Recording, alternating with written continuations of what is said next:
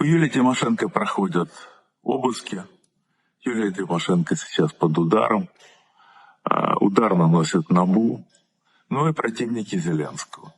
Те, которые хотят, чтобы Зеленский как бы слушался, прислушивался к их рекомендациям, кого назначить, куда, какие отдать, кому направления по бизнесу, какие-то коррупционные темы. Целая группа олигархов, политиков, которые сбивали Ермака, плодотворно сотрудничают с НАБУ и хотят управлять Зеленским.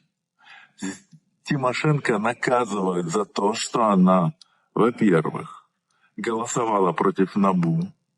Да, она голосовала, ее голоса были очень важны для того, чтобы принять закон, который забирал полномочия у НАБУ. Тимошенко очень ярко и много выступала о том, что НАБУ и антикоррупционные органы — это враги Украины.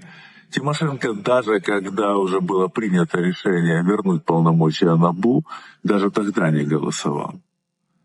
И Тимошенко проголосовала за отставку Малюка. А это очень важно. Если бы Малюк остался на должности руководителя СБУ, то это все. Силовиков бы у Зеленского не было. Он бы превратился бы в такую хромую утку уж прямо сейчас. Но Малюка сняли. Сняли благодаря голосам Тимошенко. И сразу же к ней пришли из НАБУ. Тимошенко не то чтобы любит Зеленского. Она его просто ненавидит. Но и выгодно работать и помогать Зеленскому. Ей помогли сейчас зарабатывать на бюджете. У нее есть одна тема, которая полностью выделена на ее разграбление. И она там зарабатывает. И ради того, чтобы у нее не забирали эту кормушку, она голосует так, как хочет Зеленский. До тех пор, пока Зеленский у власти, до тех пор, пока он не закачался. А как только закачается, она ударит в спину. Ударит больно, ударит сильно. Тимошенко — опытнейший политик, мастодонт украинской политики, один из самых опытных. Ну и Порошенко тоже, да, кстати. Я просто хочу напомнить о том, что особой любви у Тимошенко к Зеленскому нет.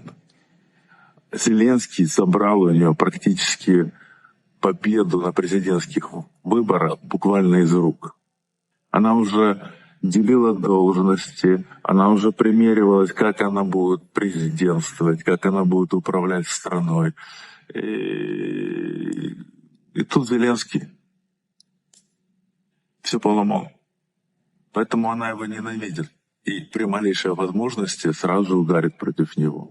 Поэтому обыски и удар по Тимошенко — это удар для того, чтобы Тимошенко голосовала, как скажут в НАБУ, а не как скажут в офисе президента. И если взять под контроль парламент, Арахамия плюс Тимошенко, плюс Порошенко, плюс фракция «Голос», то это власть на Украине.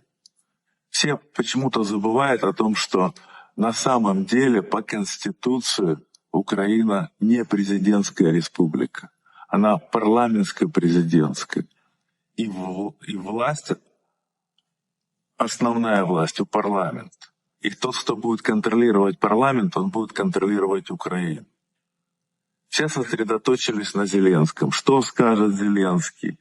Что Зеленский думает? Что Зеленский решил? А парламент, взяв под контроль парламент, можно контролировать все. И Зеленского тоже. И он ничего не сделает. Поэтому потеря Малюка — это чрезвычайно важно. Потеряли Малюка — нет контроля над силовиками. Если бы не проголосовали, было бы большинство в парламенте. И это все. Были в шаге от победы с тем, чтобы обнулить Зеленского, но не получилось. И все благодаря Тимошенко.